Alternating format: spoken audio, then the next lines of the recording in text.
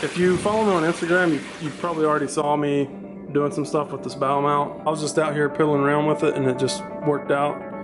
So I'll just show you guys how I did it. 2 L-angle brackets to secure the inside. The bottom of the board has another L-angle bracket, and that's attaching it to the front bench. And that was one of the reasons why I didn't remove that bench. Cool thing about using that board, I already have some surface to put decking, a little tiny storage compartment. It's only going to go back as far as that front little bench goes. The outside edge of the bow mount bracket is just bolted straight to the boat. We're pretty much eye level right now with the top of the boat, and the seat is just above. I can lower that seat even further down if I have to. So I don't think that's going to give me any kind of stability issues. Straight up Bill Dance style and sitting there and using the bow mount and just cruising and fishing. Let me know what you guys think as far as putting the seat in, or maybe where to put the seat if you guys have any better ideas.